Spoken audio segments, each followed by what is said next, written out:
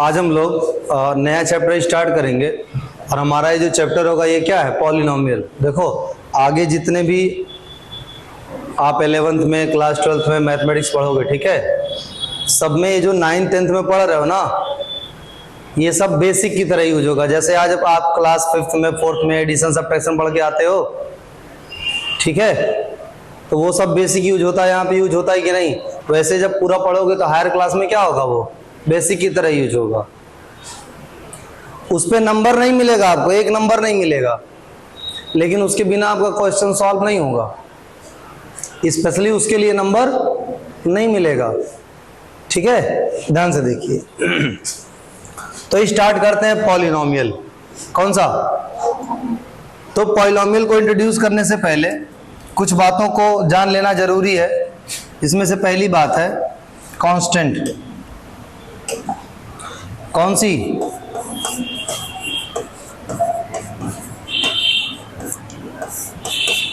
Constant, ठीक है।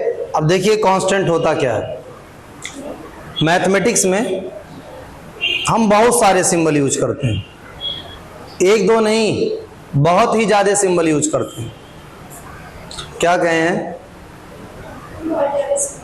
देखिए एक भी नहीं कहे हैं, मैथमेटिक्स में हम बहुत ज्यादा सिंबल यूज करते हैं। इनको खाली याद आया कि बहुत ज्यादा सिंबल यूज करते हैं, ठीक है।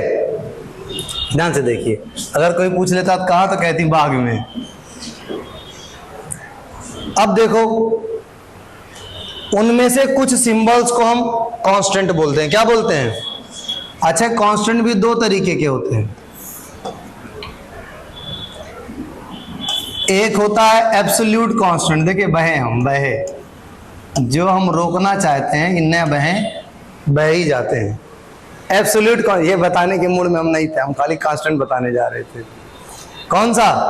Absolute constant. और एक होता है आर्बिट्रेरी कांस्टेंट।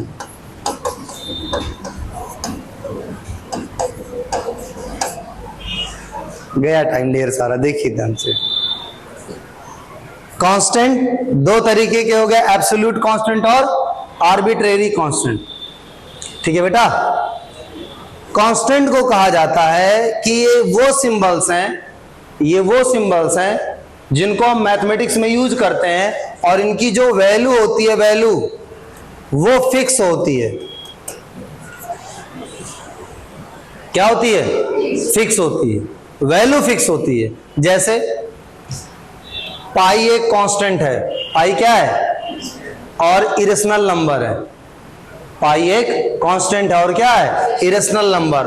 और इसकी जो अप्रोक्सीमेटेड वैल्यू है वो 22/7 है। अप्रोक्सीमेटेड वैल्यू का मतलब इसकी ये वैल्यू नहीं है ना। इसकी वैल्यू इसलिए लिया जाता है क्योंकि डेसिमल के दो प्लेस तक दोनों की वैल्यू सेम मैच करती है। पाई इरेशनल नंबर है, वो अलग नंबर है। 22/7 रेशनल नंबर है, वो अलग नंबर है ना। डेसिमल के 2 प्लेस तक पाई की वैल्यू 22/7 की वैल्यू क्या होती है? सेम होती है। कुछ भी हुआ, वैल्यू तो फिक्स हुई ना, हुई कि नहीं? तो ये पाई कांस्टेंट हो गया। पाई क्या हो गया? कांस्टेंट हो गया, ठीक। अब मैथमेटिक्स में और भी बहुत सारे सिंबल हैं। जैसे जब आप किसी नोट पे ये देखते हो तो आपको क्या लगता है? कितने रुपए की नोट है? आप कहते हो कि ये 10 रुपीज की नोट है। जब आप कहीं ये देखते हो किसी नोट पे तो आप क्या कहते हो? ये 1000 रुपीज की नोट है ना। तो ये जो सिंबल्स हैं, 1000 हुआ, 10 हुआ, 1 हुआ, 1/2 हुआ, √2 हुआ, 2 की पावर 3 की पावर 10 हुआ, ये भी सब कांस्टेंट हैं। इनकी वैल्यू फिक्स है, कभी बदलने वाली नहीं है। देखिए मैथ में कहीं पे भी, मैथमेटिक्स में कहीं पे भी जहां ये लिखा होगा वहां आप 2 ही पढ़ेंगे, चाहे जहां लिखा हो, डजंट मैटर कहां लिखा है, जहां भी लिखा है वहां क्या है? ये 2 है। तो कांस्टेंट क्या होते हैं? मैथमेटिकल इन्वेस्टिगेशन में या मैथमेटिक्स में हम ऐसे सिंबल्स यूज करते हैं जिनकी न्यूमेरिकल वैल्यू क्या होती है, या जिनकी वैल्यू क्या होती है? फिक्स होती है। उन सिंबल्स को हम लोग कांस्टेंट बोलते हैं। क्या बोलते हैं? कांस्टेंट, ठीक है। अब ये दो तरीके के होते हैं, एक होता है एब्सोल्यूट कांस्टेंट और एक होता है आर्बिट्रेरी कांस्टेंट। थोड़ा सा ध्यान दीजिएगा, जैसे हमने कहीं लिखा 1, तो ये 1 क्या है? एब्सोल्यूट कांस्टेंट है। कहीं पे 2 लिखा है तो ये क्या लिखा है? एब्सोल्यूट कांस्टेंट है। कहीं पे 100 लिखा है तो ये क्या लिखा है? एब्सोल्यूट कांस्टेंट है। कहीं पे √2 लिखा है तो ये क्या है? Absolute constant. पाई है तो एब्सोल्यूट कांस्टेंट, 2 की पावर 3 है तो एब्सोल्यूट कांस्टेंट। ठीक है, क्या हो गया ये? Absolute constant. ठीक, अभी आप देखेंगे कि ढेर सारे पॉलिनोमियल बनाए जाएंगे। जैसे मान लिया लीनियर इक्वेशन बनाना हुआ, linear equation in one variable, linear equation in one variable का मतलब होता है, ध्यान सुनिए, लीनियर इक्वेशन क्लास 8 में पढ़ा है आपने, इन वन वेरिएबल, इसका मतलब होता है कि लीनियर इक्वेशन होगा यानी वेरिएबल की हाईएस्ट पावर 1 होगी, वेरिएबल की हाईएस्ट पावर 1 होगी। और वन वेरिएबल का मतलब एक ही वेरिएबल होगा। जैसे 2x + 3 = 0, ये लीनियर इक्वेशन है एक वेरिएबल का। लीनियर क्यों? क्योंकि वेरिएबल की हाईएस्ट पावर 1 है। वन वेरिएबल क्यों? क्योंकि एक ही वेरिएबल है। लीनियर इक्वेशन, वेरिएबल की पावर 1 है। वन वेरिएबल क्योंकि एक ही वेरिएबल केवल x है। ठीक है, और देखिए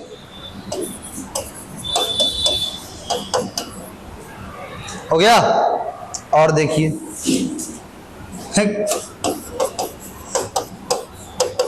ये देखिए, आप कहोगे आखिर है क्या ये? समझिए, आप x को कहीं बदलते देख पा रहे हैं? नहीं देख पा रहे हैं ना। x के साथ कभी 2 है तो कभी 3 है, लेकिन है कांस्टेंट ही। किसी क्वेश्चन में 2 दिया रहेगा तो किसी क्वेश्चन में 3 दिया रहेगा।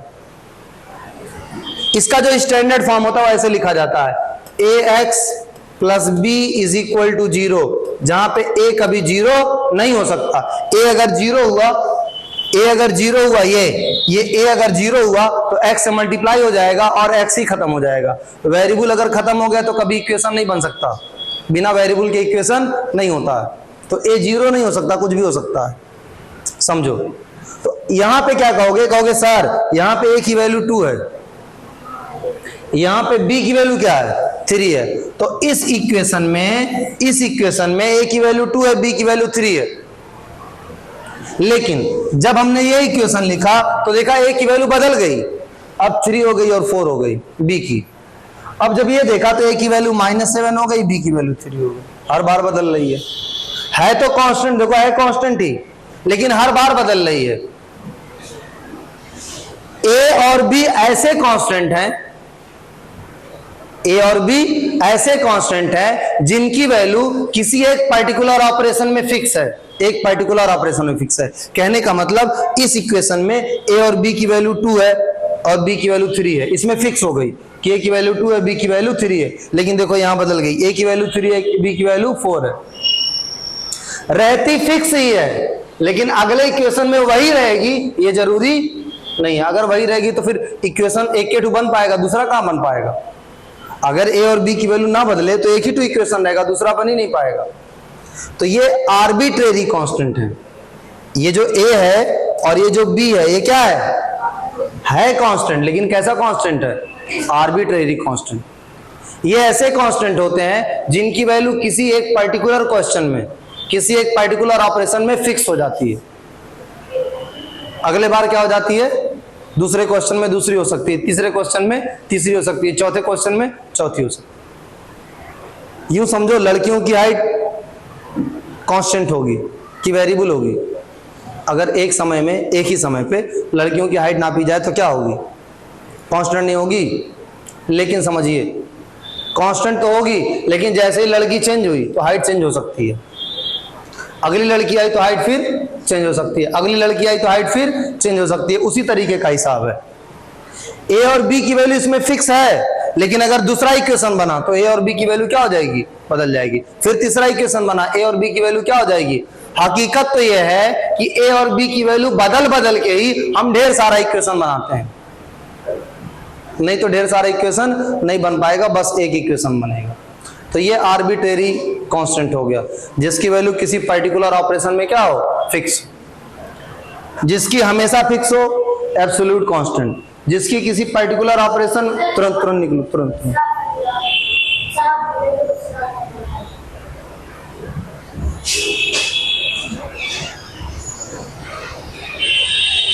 ठीक है ना?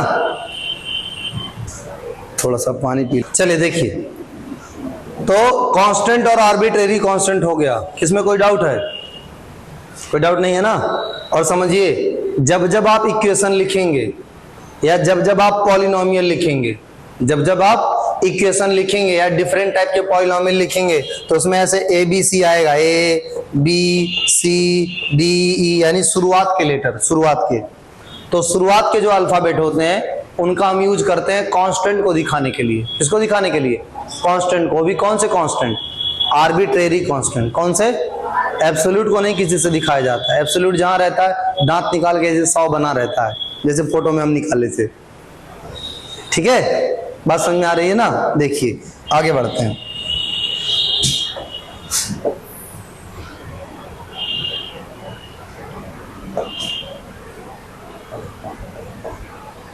तो देखो, तो कांस्टेंट हो गया।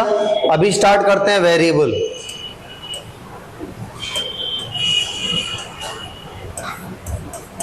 क्या स्टार्ट करते हैं? वेरिएबल भी दो तरीके के होते हैं, लेकिन हम बहेंगे नहीं, हम अब वेरिएबल बता रहे हैं। क्या बता रहे हैं? वेरिएबल। ठीक है, ध्यान से देखिए, आपकी तो कंट्रोल कर ले गए। ध्यान से देखो, वेरिएबल क्या होते हैं? ये ऐसे मैथमेटिकल सिंबल्स होते हैं, ऐसे सिंबल्स होते हैं जो more than one value assign कर सकते हैं, जिनकी वैल्यू मोर देन वन हो सकती है ना? जैसे ध्यान से देखिए, हमने कहा x प्लस 3 ग्रेटर देन 4। आप बताइए, तो आप कहेंगे 0 तो कतई नहीं हो सकता, 0 हो ही नहीं सकता। 0 अगर होगा तो 0 प्लस 3 4 से ज्यादा कहां आएगा? बताइए। 1 नहीं हो सकता, ज्यादा चाहिए। 1 लेंगे तो 1 और 3 4 होगा। 1 और 3 क्या होगा? 4 होगा। 2x की वैल्यू हो सकती है कि नहीं? x की वैल्यू 3 हो सकती है कि नहीं? x की वैल्यू 2.5 हो सकती है कि नहीं? 3.5 हो सकती है कि नहीं? 2.2 हो सकती है कि नहीं? 2.1 हो सकती है कि नहीं? 2.02 हो सकती है कि नहीं? 2.000000001 हो सकती है कि नहीं? थोड़े से ज्यादा होगा, लेकिन 4 से ज्यादा होगा ना। मान ली इसकी वैल्यू ले लिए 2.0000001, ऐड करने पे कितना आएगा? 5.0000001 है ना? 4 से बड़ा, उससे मतलब क्या? हम ये आपको जो 0.00 लेके दिखा रहे हैं, ये इसलिए बता रहे हैं क्योंकि अगर आप 2 से 3 के बीच में ही रहें, आगे ना बढ़े, तो भी आपको बहुत सारी वैल्यू मिल जाएगी x की। देखिए 2 तो मिल ही जाएगा, 2 + 3 5, 2.1 मिल ही जाएगा, 5.1, 2.01 मिल ही जाएगा, 2.02 मिल ही जाएगा, 2.03 मिल ही जाएगा, 2.04 मिल जाएगा, बहुत सारी वैल्यू हो जाएगी, है ना? तो यहाँ पे देखिए x की इनफाइनाइट वैल्यू हो जा रही है, 1 to 2 नहीं, इनफाइनाइट वैल्यू। ठीक है,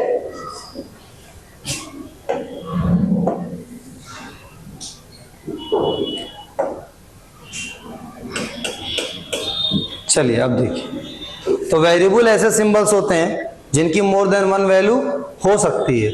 अब देखिए ध्यान से, x + 1 = 4, इसके पहले ग्रेटर देन लेस देन था, तो उसको कहा जाता है इन इक्वेशन। क्या कहा जाता है?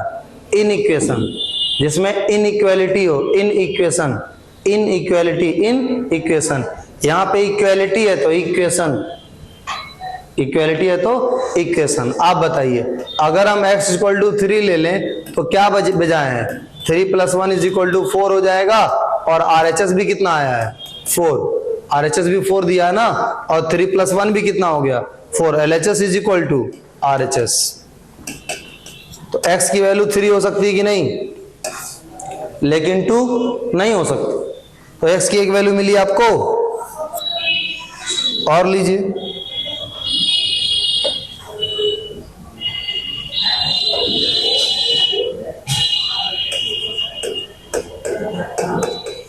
x minus 4 is equal to 0, x square minus 4 is equal to 0। हम x इज इक्वल टू ले रहे हैं 1, अगर 1 लेंगे तो 1 square minus 4, 1 minus 4 minus 3 not equal to 0। x की वैल्यू ये नहीं हो सकती, हो सकती है? नहीं हो सकती। अगर हम x इज इक्वल टू 2 लें तो x की जगह 2 रखेंगे, 2 square minus 4, 4 minus 4 is equal to 0। x की वैल्यू 2 हो सकती है, क्योंकि 2 रखने पे बात सही पता चल रही है कि जो इधर वो उधर।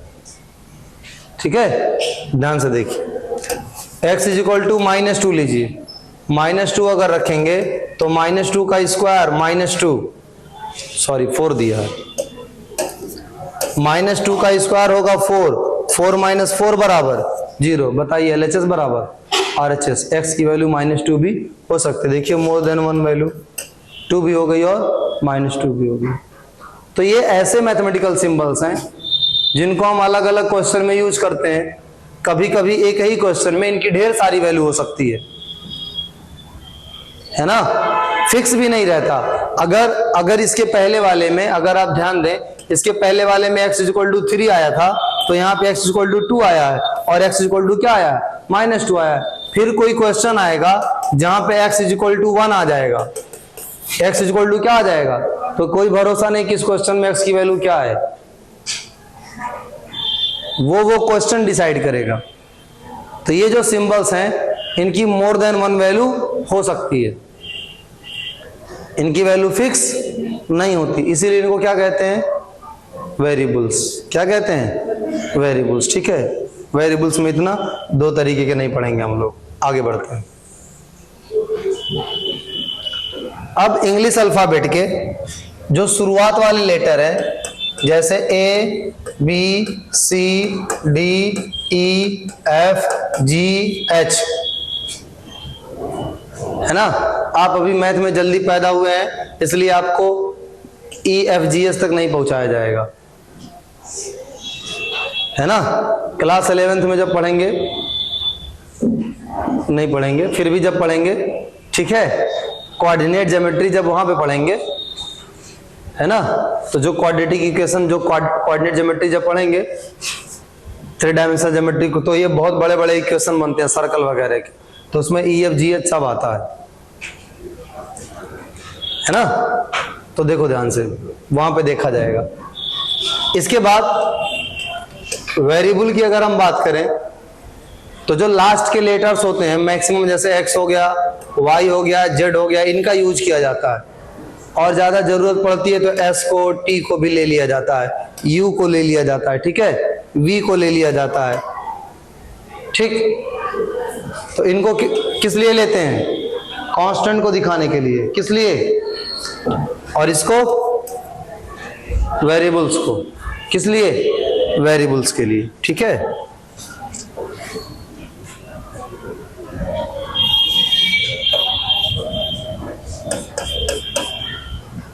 आगे बढ़ते हैं, ठीक। इसके बाद देखिए, तो कांस्टेंट हो गया, वेरिएबल्स हो गया, ठीक है।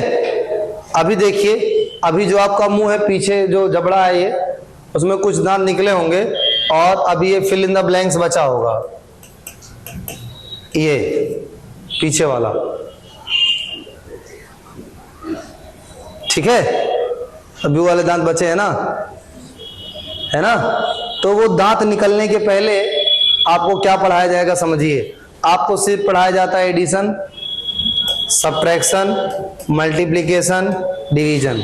कोशिश लोग यही सोचते हैं कि 11th 12th आते आते वो दांत पीछे वाला भी क्या हो जाएगा, निकल जाएगा। कुछ लोग कहते हैं उसको बुद्धिमानी का दांत, ठीक है। इसका मतलब वो दांत अगर सिफा का तोड़ दिया जाए तो सिफा कभी बुद्धिमान नहीं हो पाएगी। तो जब भी आपको किसी से दुश्मनी निकालनी हो तो उसको पटक के उसका वो वही वाला बुद्धिमानी वाला दांत क्या कर लीजिए, खींच लीजिए, ठीक है। साजिए देखो खुश हो गई, इनको किसी से दुश्मनी लेना था, इनको प्लान मिल गया। देखिए, इनके मत निकालिएगा, नहीं तो ये और हल्के हो जाएंगे। चलिए देखिए, तो एडिशन, सब्ट्रैक्शन, मल्टीप्लिकेशन और डिवीजन, एडिशन, सब्ट्रैक्शन, मल्टीप्लिकेशन और, तो ये देखिए ये बेसिक ऑपरेशंस हैं जो आप क्लास 10th तक पढ़ते हैं।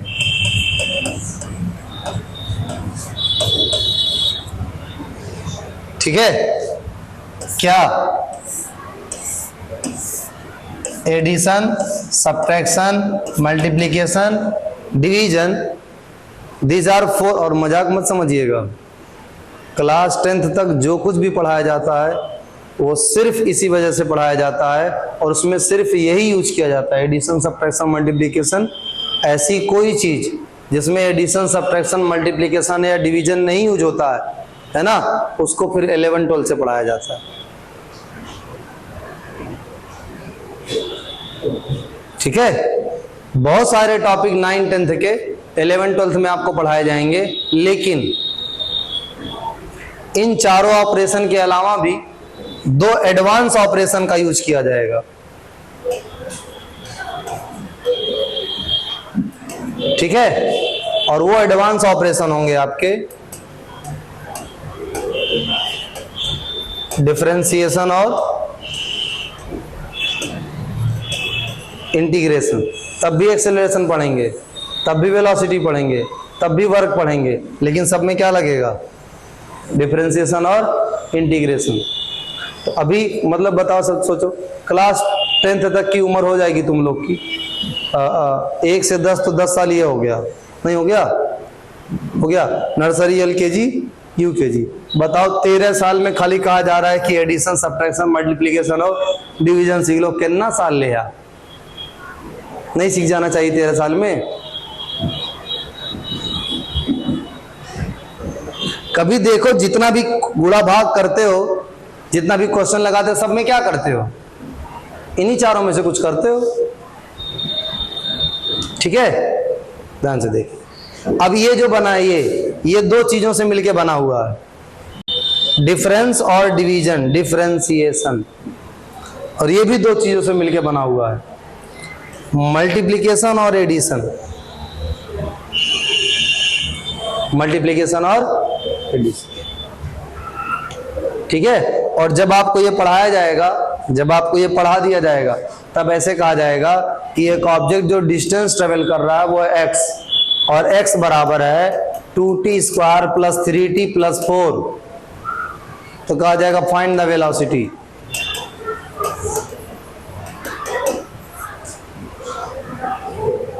यहीं से निकलेगा, अभी तो आपके पल्ले भी नहीं पड़ेगा कि ये कौन सा डिस्टेंस ट्रेवल हो गया।